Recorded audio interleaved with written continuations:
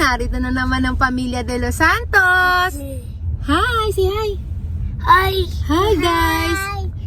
Say hi guys. Hi. Hi guys. Hi guys. Jacob, hi guys. Jacob. So ayun na nga mga ate at kuya, nakalabas din sa lungga ang pamilya namin. Ano, lagi na lang kami nasa loob ng bahay. Isang linggo yata akong walang upload.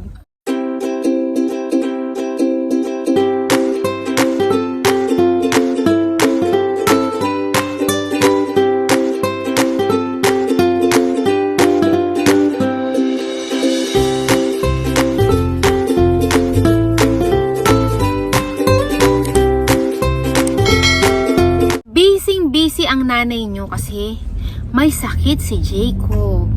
Buti na lang mataas ang resistensya nitong dalawang maliit at hindi nahawa. Hopefully, hindi mahawa. Patiktok-tiktok lang ang nanay nyo. Siguro nakikita nyo yung mga post-post ko. Patiktok-tiktok lang yan. Pero ano, busy ang nanay at ang daddy. Gawa ng... Ayun nga, may sakit si Jacob. So ito, dahil magandang panahon, kanina magandang panahon, nagtago si Haring Araw. Dadali ni daddy ang mga bata sa tabing dagat. Kasi, gaya nga na nabanggit ko dati, may paniniwala to si daddy na kapag daw dinala sa tabing dagat ng bata, medyo maiibsan ang sakit ng nararamdaman ng kanyang health. Tama ba ako, dad? Ewan ko. Oo, yun. Basta yun yung mga sinasabi-sabi niya. So, maglalakad-lakad lang muna kami. Alam mo kung saan ko nalaman yan? Saan? Sa Funny Comics. Funny Comics. Tanda mo na, uy. So, ayun na nga. Habang bumabiyahe tayo, share ko sa inyo ha, kapag may sakit yung mga anak ko. Dito, kapag may mga sakit yung anak ko, ubo, sipon, lagnat, kahit na lumuluwa na yung ngala-ngala ng mga anak ko kakaubo pag pumunta kami sa doktor, alam nyo ba? Walang ibibigay na gamot yung doktor. Diba sa atin dyan, cough syrup agad. Hindi sila nag-ano, lalo na sa mga bata, yung mga para sa ubo. Yung sa atin dyan, salbutamol, ano pa ba yung mga ano dyan sa gamot? Yung mga carbocysteine sa mga pambata, diba? Bibigyan agad sila, hindi. Kasi, para sa kanila, lalo na kapag viral, pagka viral, alam nilang viral yung sakit ng bata, hindi sila magbibigay sa atin. Pagka pumunta sa doktor na ilang araw na nilalag 3, o ubo ng ubo, papakinggan yung gaganyan-ganyan. Antibiotic agad. Dito hindi nila binibigyan ng antibiotic. Pera na lang pagka nag-suspect sila na bacterial ang dahilan ng ubo at sipon ng bata. Maraming proseso silang ginagawa. May papa-x-ray, may papakuhanan ng dugo, may papaanuhan ng mga kung ano-ano. Saka lang sila magbibigay ng ng antibiotic. Pero kung halimbawa ubo lang, ubo, sipon, ilang araw ng ubo, sipon, tapos nilalagnat, di nila bibigyan. Nahayaan lang nila, sasabihin lang nila bed rest, loss of water, tsaka pagkain, ganyan, yun lang. Yun lang, na-share ko lang. Kasi ilang beses na nangyayari na ako, panic attack ako. Panic ako pag sa mga anak ko, sobra na yung ubo na talaga. Kasi dati sa atin dyan, di ba? Kapag ubong-ubo, parang pakiramdam natin, baga na yung tinitira, no? Pero dito hindi. Pag pinakinggan nila, kahit na kahit na yung parang luluwa na yung mata ng anak ko sa hindi nila bibigyan ng gamot. Wala. Ay, kusa lang daw mawawala. Kasi nga, di ba, pag viral infection or viral yung dahilan, virus yung dahilan, kusa lang daw mawawala. Walang gamot. So, ayun na, pumasok na kami sa parking lot. Ang dami ko sinasabi. Di man lang nagpasintabi itong asawa ko. Na-share ko lang.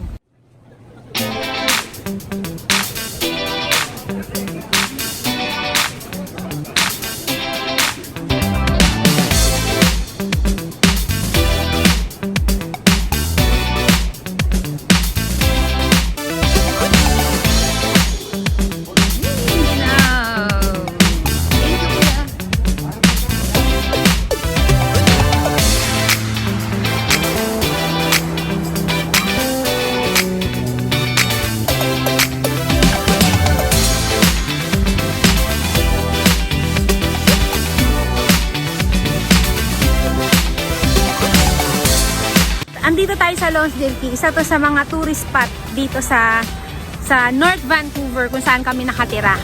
Marami mga turista dito. Ito yung mga pinupuntahan nila. Kasi parang, ano ba to? Dock de? Shipyard. Shipyard. Pala, shipyard. Lonsdale Market. Shipyard. Ito pinupuntahan ng mga turista kapag nagagawi sila ng North Vancouver. Yan.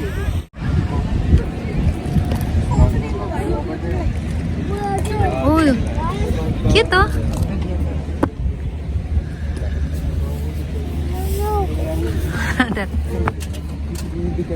Ladi, yun ang ano, ang downtown. Okay, yeah. Yun ang downtown na kung tinatawag dito sa amin. Para makarating ka dyan. Ito, pwede kang mag-C-bus kung tawagin. Pero kung medyo malapit, medyo malapit pagka C-bus ang gagamitin.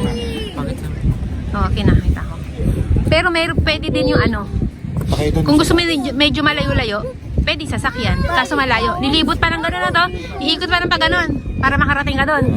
Unlike pag dito C-bus, diretso lang ng gano'n. Alam nyo ba, 5 years mahigit na ako dito sa Canada. Isang beses lang ako nakapunta doon.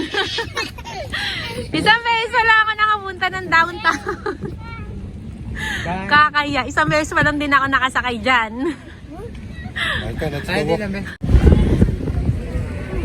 Ginaw. Wag, daddy, ayoko doon. Takot ako. Papakatin mo yung mga bata. Wag, mataas yun. Hindi na, tumakbo na. Ayoko.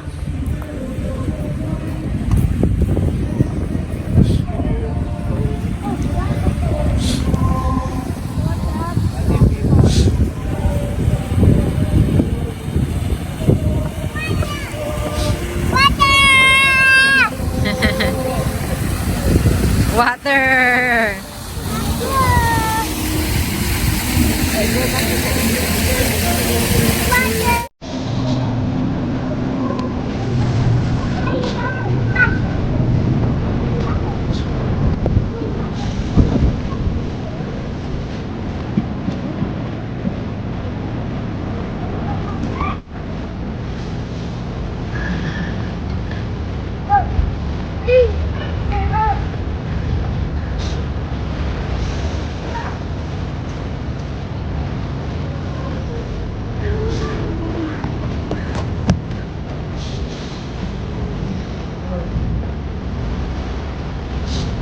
Ang bagal talaga. Naiwan ka na nung mga kapatid mo.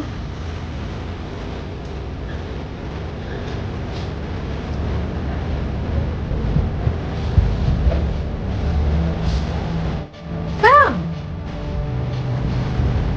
Saan ka pupunta kami?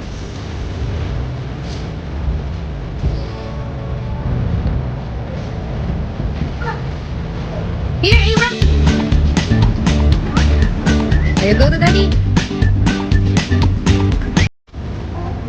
You go to daddy now.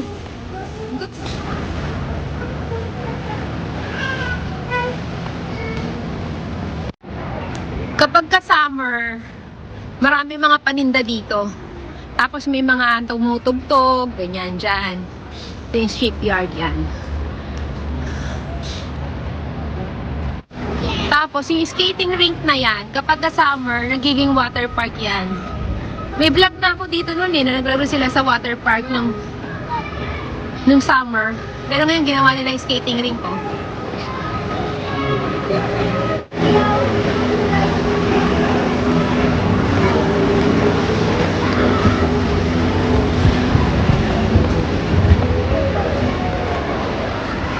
Hindi pa namin nararanasan mag-skating. Kahit yata, hindi pa. Gusto ng mga bata, oh. Inggit. Ikaw din, inggit ka rin, hindi ka rin marunong eh. Sabi mo, de? Check-in tayo dito? Lahat tayo? Dito? Ang layo naman ang pangarap mong puntahan natin. 5 minutes drive lang. Galing sa bahay natin.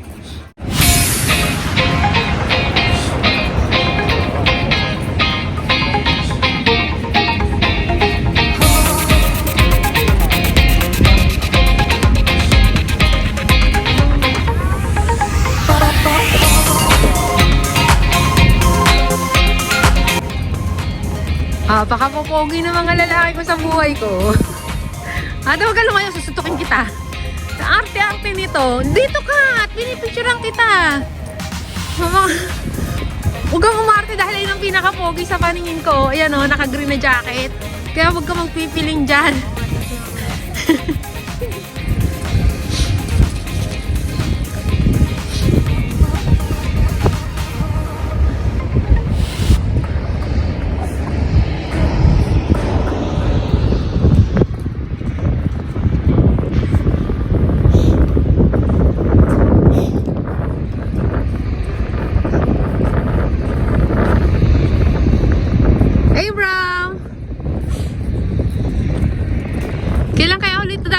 daddy dyan sa downtown. Isang beses pa lang ako niya dinadala doon. Yan yung Sibas na tinatawag. Public transportation mula dito papunta doon sa downtown. Yan, yan.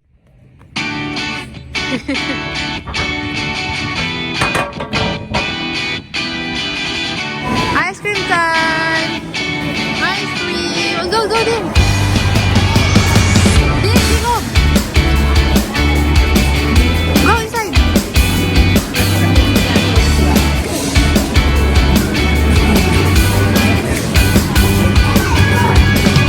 Ice cream time!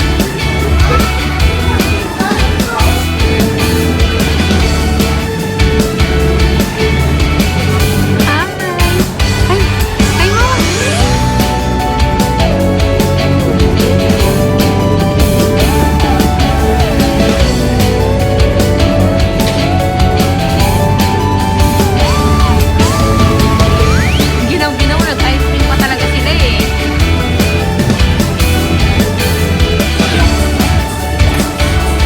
You're done? You're done?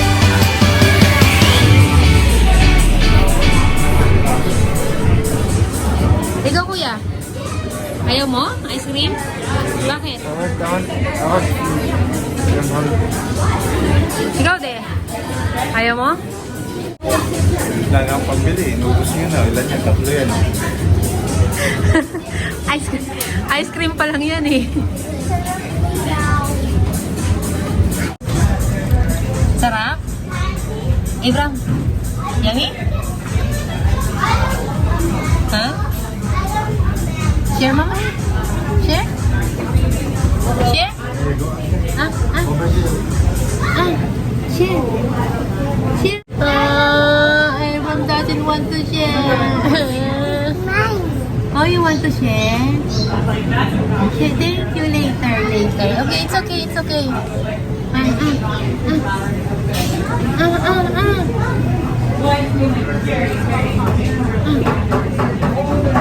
Thank you. Gawa. Sawap? Sawap daw din. Sawap?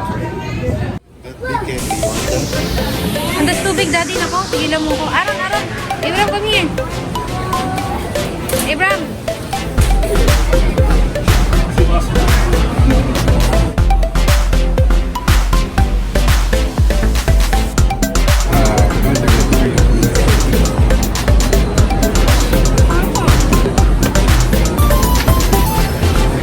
Anong binili niyo, Dad?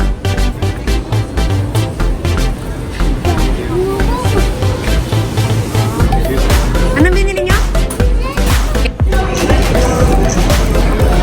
Paboritong kainin ni Kuya pag nasa labas kami.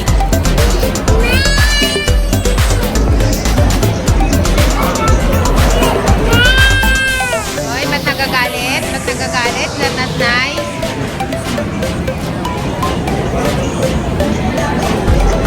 Kailangan na namin bigyan ng cellphone si Abraham at gawa ng nagwawala na.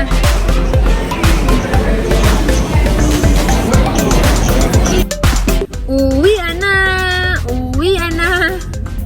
Kasi meron yung isang tao dyan na ano eh. Masyado nagwawala na naman eh. Ang pala, inaantok na. Ayan o. Mamaya pa sana kami uuwi eh. Nag-aano na eh. Nag-iinarte na eh. Tapos panay ang laro na lawit. Eh, syempre, alam mo ngayon na may panahon ng virus, eh, mapapaaway kami ng di oras sa kakapalaro ng laway nito eh. Mamaya magalit sa amin eh, nandun pa naman kami sa food court. Tapos sige, ang laro ng lawat. Nung hindi, galit nga sa kanya si Jacob, at tatalsikan daw siya ng laway. So, ayun lang. Yan na. Pinakita ko lang sa inyo kung paano, kung saan yung madalas na puntahan ng mga turista dito sa lugar namin kapag nadadaong sila, kapag sila'y naliligaw. Nagsasalita ako. Kain ng french fries to. Pumipikit na. Tulog yung isa. Tulog na rin to. Pati yung isa yan, tulog na din oh. Napagod sila oh. Tinan mo, na-presscon sila. Lahat sila di. Jacob. Ayan, tulog na din. Si to, kumakain. Pinipilit pa rin. Dede. Ay, hindi oh. Ayan. Ay, nagising. Sorry. Gising pala pero naantok na yan. So ayun lang. Salamat sa pagsama sa amin. Alam kong gala-gala lang yun. Short gala with the family. Kasi nga, 1 linggo na kaming mahigit nakakulong lang sa bahay. So, it's a breath, It's a fresh of breath air. It's a breath of fresh air. Bahala na kayo, i-google nyo na lang kung ano ba yung tama. na-preskuhan sila, alam mo, every time na nagpupunta kami sa beach, ang sarap ng pakiramdam lagi ng mga to. Ang sarap ng tulog nila. Ayun lang, maraming salamat ulit. Hanggang sa muli, don't forget to like and subscribe. Wala yung kasama ko dahil tulog na.